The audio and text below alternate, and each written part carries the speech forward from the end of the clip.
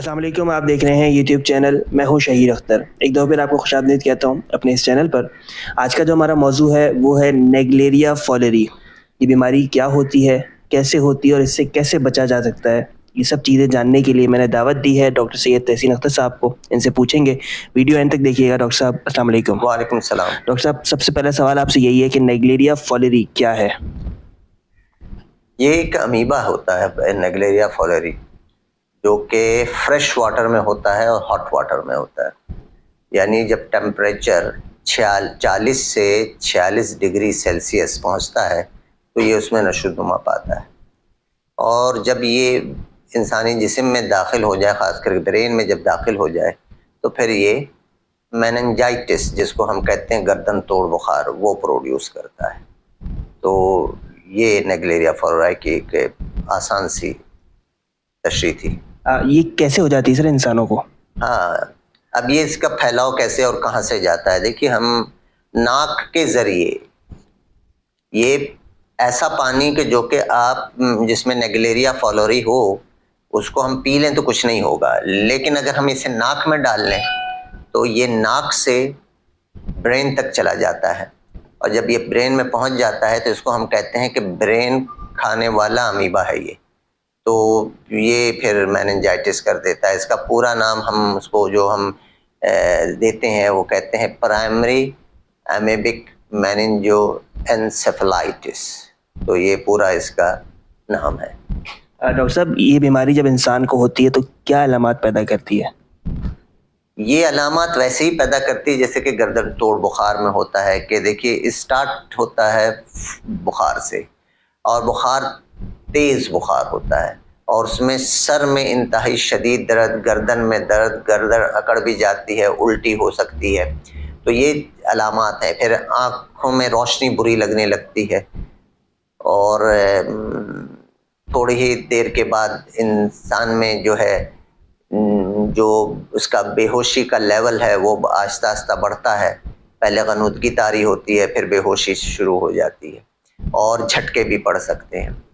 تو ابتدا جو ہے اسی طرح سے ہوتی ہے کہ اس میں تیز بخار ہو، سر میں درد ہو، الٹی ہو، گردن میں تکلیف ہو، گردن اکڑ جائے، تو یہ ہوئے. تو ایسی جس میں بھی علامات گرمی کے دنوں میں پائی جائیں تو فوراً ڈاکٹر سے رجوع کرے، اور فوری طور پر اس کی ڈائگنوسس کروانی ضروری ہوتا ہے. صحیح. ڈاکٹر صاحب، اس کا کوئی علاج ہے نیگلیریا کا؟ دیکھیں، نیگلیریا کا علاج، چونکہ یہ امیبا ہے تو امیبا کو اینٹی بائیوٹک سے علاج نہیں ہوتا. تو اس کے لیے کچھ دوائیں بالکل ہیں جو کہ دی جاتی ہیں. اس کا میں نے یہاں پر نام لینا ضروری نہیں ہے، عوام کو اس سے غرض بھی نہیں ہے. لیکن یہ آپ کو بتاتا چلوں کہ یہ مورٹیلیٹی ریٹ، یعنی اس میں اموات کی تعداد بہت زیادہ ہے. آپ ہر جگہ کا چھوڑ دیں، میں صرف امریکہ کا آپ کو ڈیٹا دے دیتا ہوں. ویسے تو یہ پہلی دفعہ جو ڈائگنوز ہوا ہے 1965 میں، اور یہ ڈیزیز آسٹریلیا میں ڈائگنوز ہوئی تھی پہلی دفعہ. اور 1965 سے لے کر کے اب تک 2023 تک، جو اب تک جولائی کا ہے، اس میں جو امریکہ میں جو ٹوٹل تعداد مریضوں کی ہے وہ 157 ہے، اور اس میں سے صرف 4 لوگ بچ سکے ہیں، باقی 153 کی ڈیتھ ہو گئی. تو گویا 97% یہ اموات بنتی ہیں. اب پاکستان کی اگر بات کر لیں تو پاکستان میں 2008 میں یہ پہلی دفعہ ڈائگنوز ہوا، اور اب تک اچھی خاصی تعداد پاکستان میں ہر سال ڈائگنوز ہوتی ہے، اور ان میں کراچی سر فہرست ہے.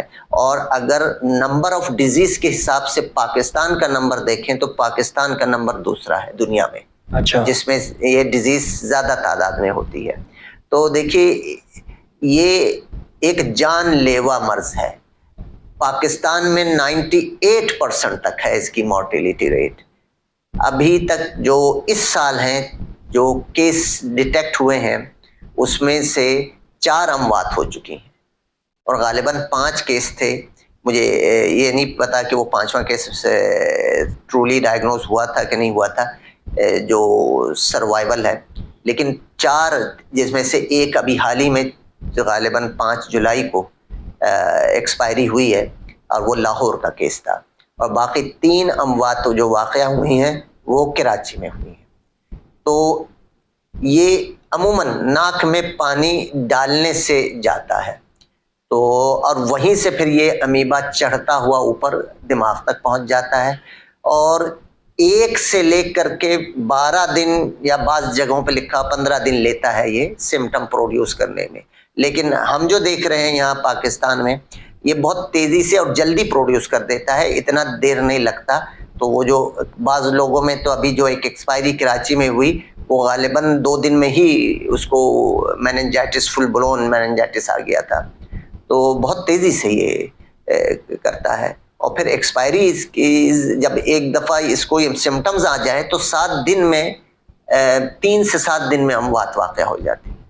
تو ٹائم نہیں ملتا کہ اس میں آپ ادویات، اسی وجہ سے اموات کا ریٹ جو ہے نا بہت زیادہ ہے کہ وقت ہی نہیں ملتا کہ اس کو ٹریٹ کیا جائے، کیونکہ ٹریٹ کرنے کے لیے بھی ایک مدت ہوتی ہے، کوئی دوا آپ دیں گے لیکن وقت ہی اتنا کم ہوتا ہے، شارٹ ہوتا ہے کہ یہ مرض ٹریٹ نہیں ہوتا اور یہ تیزی سے برین کو ڈیمیج کر دیتا ہے، تو جس کی وجہ سے اموات واقع ہو جاتی.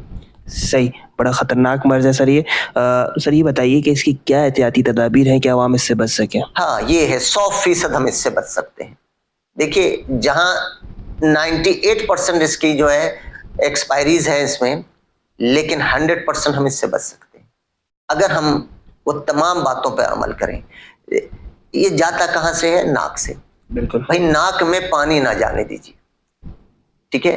اب یہ ممکن نہیں ہے، مسلمان ہیں ہم لوگ 5 وقت وضو کرتے ہیں، ناک میں تو پانی ڈالیں گے.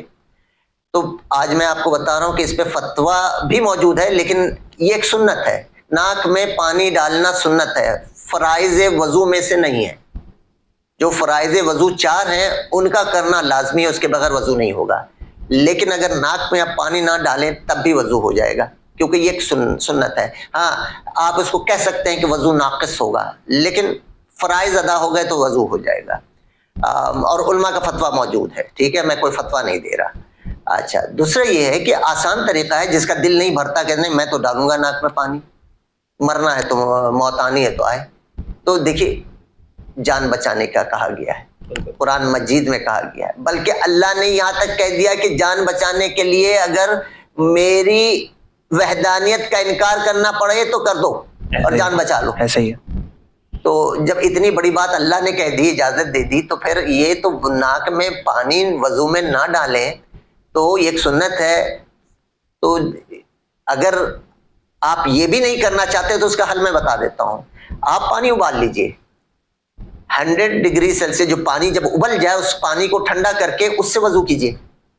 وہ پانی آپ ناک میں ڈالیے، آپ کو نہیں ہوگا. آپ کیوں جاتے ہیں مسجد میں وضو کرنے کے لیے؟ ان دنوں میں مساجد میں وضو کرنے مت جائیے. اور کیوں نہیں جائیے؟ کرنا ویسے جانا بھی نہیں چاہیے، وہ تو وقف کا پانی ہوتا ہے، وہ پانی چندے کا پانی ہوتا ہے. وہ تو ان لوگوں کے لیے ہے جو مسافر ہیں، کہیں سے آ رہے ہیں، گھر سے نہیں آ رہے ہیں. بہتر تو طریقہ یہ ہے کہ گھر والے اپنے پانی سے وضو کر کے گھر مساجد جائیں، نہ کہ مسجد میں جا کر کے مسجد کا جو خریدا گیا پانی چندے سے اس کو استعمال کریں. صحیح ہے. کیونکہ وقف کا کھانا تو ہم نہیں کھانا پسند کرتے ہیں، تو یہ وقف کا پانی کیوں ہم یوز کر لیتے ہیں؟ یہ سوچنے کی بات ہے. تو اس چیز کو سوچیں لوگ، وضو گھر سے کر کے جائیں اور وضو کے لیے ابلا ہوا پانی استعمال کر لیں، اس میں کون سا مذائقہ ہے. لیکن ایک بات یہاں پر ایک اور بات کو بتا دوں، نہانا جب فرض ہو جائے آپ کو تو اب ناک میں پانی ڈالنا یہ فرائض میں شامل ہے. ایسا ہی ہے. نہانے کے فرائض میں سے ناک میں پانی ڈالنا لازمی ہے، اب آپ کو ڈالنا ہی ڈالنا ہے. یہاں پر بھی آپ جو ہے دیکھیے، چونکہ یہ ایسا ہے کہ عمل اس کو نہیں کریں گے تو آپ کا غسل ہی کمپلیٹ نہیں ہوگا. تو آپ ساتھ میں ویسے تو آپ پانی سے نہائیے جو عام نلکے کا پانی آ رہا ہے، لیکن جو ناک میں پانی ڈالیں وہ ابلا ہوا پانی الگ سے لے جائیے اور اس سے ناک میں پانی ڈال لیجیے، تو اس سے بچا جا سکتا ہے. پھر کلورینیشن ہوتی ہے، یہ تو حکومت کے فرائض میں بھی شامل ہے کہ وہ کلورینیٹڈ واٹر جو ہے نا سپلائی کریں، لیکن جو ہمارے یہاں کراچی میں واٹر سپلائی ہو رہا ہے اس میں 70% میں تو کلورین سرے سے نہیں ہے، ٹھیک ہے. اور جہاں ہے بھی تو وہ بہت ہی کم قلیل مقدار میں، جتنی % ہونی چاہیے وہ نہیں ہے. تو لہٰذا وہ کلورین کی ٹیبلٹ ملتی ہیں، وہ لا کر کے اپنے ٹینک میں ڈال دیجئے، اوور ٹینک میں بھی ڈال دیجئے، انڈر ٹینک میں بھی ڈال دیجئے. تو یہ بھی ایک طریقہ ہے. عام وہ جو بلیچ ملتا ہے وہ بھی ڈالا جا سکتا ہے کہ 1000 لیٹر میں 1 چمچ بلیچ ڈال دیں تو اس سے بھی وہ جراثیم مر جاتا ہے. تو یہ چیزیں ہم کر سکتے ہیں جس سے بچاؤ ممکن ہے. پھر اپنے ٹینک کی صفائی سال میں 2 دفعہ کرائیے. ٹھیک ہے. 2 دفعہ اگر آپ صفائی کراتے ہیں اور اس میں خیال رکھتے ہیں اور کلورین کی ٹیبلٹ آپ جو مقررہ مقدار ہے وہ کسی سے پوچھ کر کے آپ ڈالتے ہیں اس میں, تو یہ ایک بہترین طریقہ ہے, اس سے آپ بچ سکتے ہیں. اچھا, اب کچھ لوگ شوقین ہیں, جوان ہیں, گرمی کے دن ہیں, وہ سوئمنگ پول جاتے ہیں, سوئمنگ کرتے ہیں, تو وہاں سے بھی یہ لگ سکتا ہے مرض. اب وہ سوئمنگ کے دوران یہ کریں کہ سر نہ اپنا پانی کے نیچے لے جائیں, ناک میں پانی نہ جان دیں, بے شک سوئمنگ کرتے رہیں, سر کو اونچا رکھیں. تو یہ ایک طریقہ ہے. آپ اور اگر ایسا ہی بہت ضروری ہے کہ ڈبکی لگانا ہے تو ناک اپنے پنچ کر لیں اور نیچے جائیں کہ ناک میں پانی نہ جانے دیں.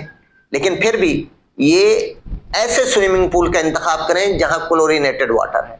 ایسے سوئمنگ پول میں نہ جائیں جہاں شک ہے. بہتر تو طریقہ یہ ہے کہ جان بچانے کے لیے آپ اس کچھ عرصے کے لیے جس میں ٹیمپریچر اتنا ہائی ہے, خاص کر کے مانسون کے ویدر میں بھی یہ مرض زیادہ ہوتا ہے, تو اوائڈ کریں. اور اوائیڈنس ہی دیکھیں, جہاں جو جان بچانا جب لازمی ہے اور یہ فرائض میں سے ہے, تو یہ جو اللہ نے زندگی دی ہے یہ بہت قیمتی شے ہے, اس کو یوں ہی گنوانا نہیں چاہیے کہ نہیں اللہ کی مرضی ہوگی. دیکھیے اللہ کی مرضی کے ساتھ ہم پہ بھی کچھ فرائض ہیں. صحیح ہے. ہم نے اپنے فرائض پورے کرنا ہے, پھر اللہ کی مرضی پہ چھوڑ دینا ہے. نتیجہ اللہ پہ چھوڑنا ہے, نتیجہ ہمارے اختیار میں نہیں ہے. لیکن جو احتیاطی تدابیر کرنا وہ ہمارے اختیار میں ہے, تو وہ ہم نے پورا کرنا ہے. تو یہ چند گزارشات ہیں, اگر اس پر عمل کیا جائے تو ہم 100% اس بیماری سے اللہ کے. اور دیکھیے یہ ایک بات تو ہے کہ مسلمان تو ہمیشہ اللہ سے دعا مانگتا ہے, خیر کی مانگتا ہے نا, روزانہ خیر کی دعا مانگنی چاہیے, صحت و تندرستی کی مانگنی چاہیے. یہ تو پہلے فرائض میں آتا ہے. کسی بھی بیماری سے بچنے کے لیے آپ پہلے دعا کا سہارا لیتے ہیں اور پھر دیگر جو احتیاطی تدابیر ہے وہ اختیار کرتے ہیں. تو ایسا نہیں ہے کہ آپ دین سے بالکل ہی ہٹ جائیں اور یا پھر صرف دنیاوی طریقے کریں, دونوں کو ساتھ لے کر کے چلنا ہے. صحیح ڈاکٹر صاحب, بہت شکریہ, آپ نے وقت دیا اور اتنا تفصیلی ہمیں بتایا. ناظرین, یہ تھی آج کی ویڈیو. آپ سے ملاقات ہوگی کسی اور ویڈیو میں کسی اور ٹاپک کے ساتھ. اپنا خیال رکھیے گا. السلام علیکم.